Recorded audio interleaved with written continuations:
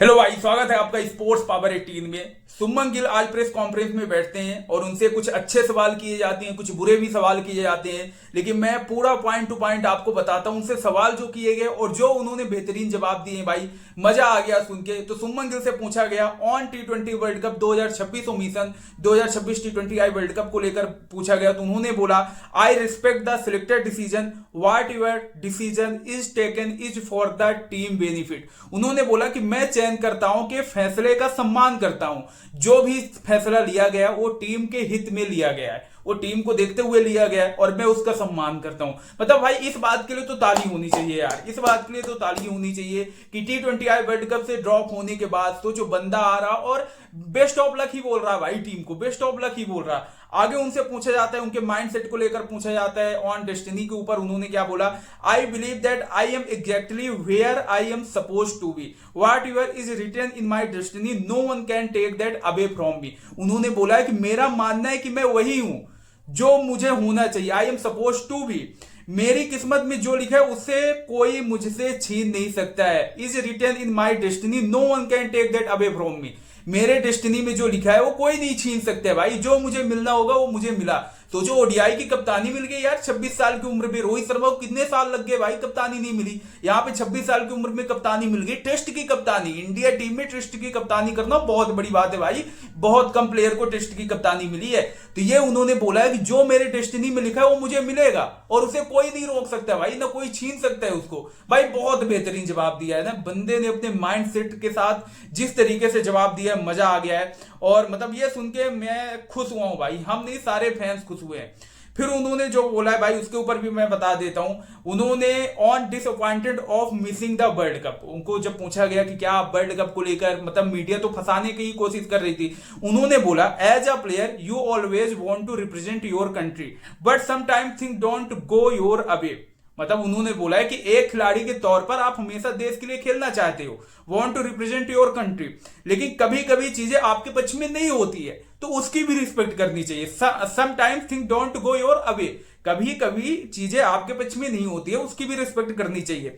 और जो selectors criteria है, टीम कॉम्बिनेशन है, उसको लेकर उन्होंने बोला कि the selector look at combination form and what the team needs at the time, I understand that. चयनकर्ता टीम का जो संयोजन है, फॉर्म है, और उस समय टीम की जरूरत देखते हुए उन्होंने जो प्लेयर सेलेक्ट किए हैं, मैं इसे समझता हूं। क्योंकि टीम का कप्तान है भाई, टीम का लीडर है, ओडीआई का कप्तान है, टेस्ट का कप्तान है, वो इन सारी चीजों को समझता है कि जब जो चीजें जरूरत होती हैं वो वही करना चाहिए और वही फिर हित में जाता है टीम इंडिया के लिए। तो सुमन गिल ने यही बोला है कि मैं इसकी रिस्पेक्ट करता हूं। बहुत बढ़िया बात बोली है।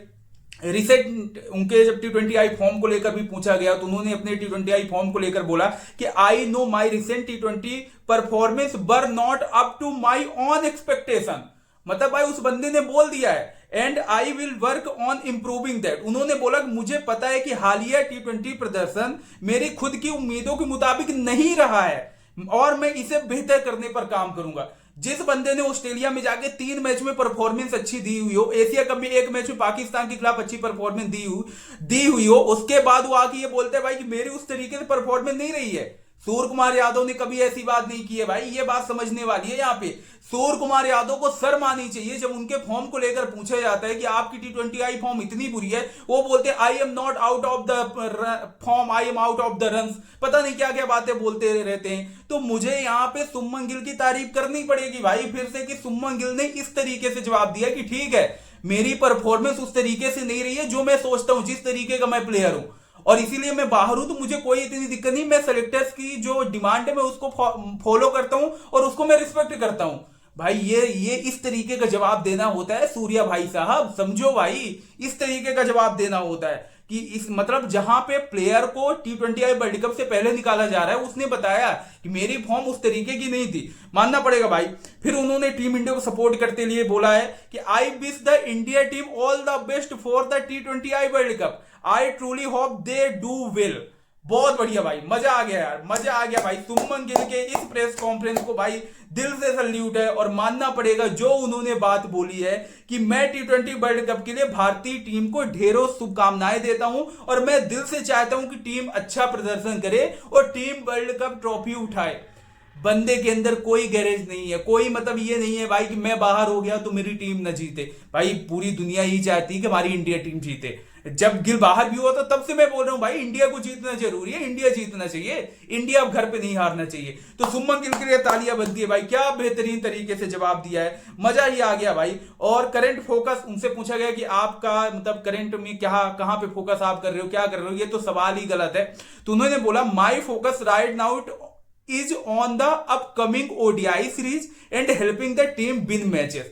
उन्होंने बोला कि इस समय मेरा पूरा ध्यान आने वाले वनडे सीरीज पर है, ऑन द अपकमिंग ओडीआई है, और टीम को मैच जिताने पर, helping the team win matches, और अपने टीम को मैच जिताने में, ये उन्होंने बोला है भाई। क्या मैच्योर तरीके से जवाब दिया, एकदम काम होके, शांत होके, मतलब बिल्कुल ऐसा कोई जवाब नहीं दिया जो कंट्रोवर्सी बने, ऐसा कुछ नहीं बोला, और बढ़िया तरीके से जवाब दिया। जो जवाब एक मैच्योर कप्तान से हमें उम्मीद है, एक अच्छे लीडर से हमें उम्मीद है, वही जवाब दिया। और मजा आ गया भाई सुमन गिल के इस प्रेस कॉन्फ्रेंस को सुनकर, उनके पॉइंट देखकर बहुत अच्छा लगा। और सल्यूट है भाई सुमन गिल को कि आपने बहुत अच्छे तरीके से हैंडल किया। आपसे बुरे भी सवाल पूछे गए, अच्छे भी सवाल पूछे गए, लेकिन आपका जवाब देने का तरीका लोगों को जरूर पसंद आया।